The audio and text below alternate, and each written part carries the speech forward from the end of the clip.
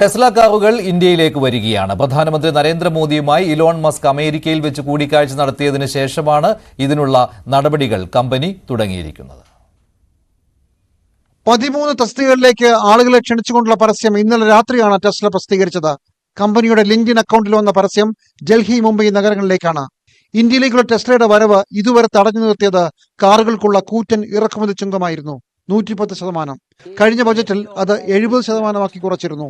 അമേരിക്കയുടെ പുതിയ president Donald ട്രംപിനെയും അടുത്ത സുഹൃത്ത് ഇലോൺ മസ്കിനെയും സന്തോഷിപ്പിക്കാനാണ് ഇതെന്ന് വ്യക്തം. അതേസമയം കാർഷിക സെസ് ഇതിനു പകരം കൊണ്ടുവന്നു എന്നത് വേറെ കാര്യം. ഇനി അറിയാനുള്ളത് കാറുകൾ ഇന്ത്യയിൽ നിർമ്മിക്കണമെന്ന ആവശ്യം ടെസ്ല അംഗീകരിക്കുമോ എന്നതാണ്. അപേക്ഷ ക്ഷണിച്ചിരിക്കുന്ന തസ്തികകളെല്ലാം ഉപഭോക്താക്കളുമായി നേരിട്ട് ഇടപെടുന്നവയാണ്. ആദ്യം വാഹനങ്ങളുടെ ഇറക്കുമതി ആയിരിക്കും നടക്കുക എന്നത് അതിൽ നിന്ന് വ്യക്തം.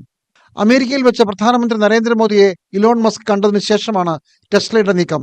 ആ കൂടിക്കാഴ്ചയിൽ കൂടുതൽ ഉറപ്പുകൾ കിട്ടിയിട്ടുണ്ടോ എന്ന് വ്യക്തമല്ല. ഇന്ത്യയിൽ പ്രവർത്തനാനുമതി കാത്തിരിക്കുന്ന ഒരു കമ്പനി കൂടിയുണ്ട് ഇലോൺ മസ്കിന്. ഉപഗ്രഹങ്ങൾ വഴി ഇന്റർനെറ്റ് നൽകുന്ന സ്റ്റാർലിങ്ക്. ഇതേ കച്ചവടം ചെയ്യുന്ന മറ്റ് കമ്പനികൾക്ക് അനുമതി കൊടുത്തിട്ടും സ്റ്റാർലിങ്കിന് അനുമതി കിട്ടിയിരുന്നില്ല. ഈ കാര്യത്തിലും ഇന്ത്യക്ക് മനമാറ്റം ഉണ്ടായോ എന്നത് വ്യക്തമല്ല. News desk, news 18.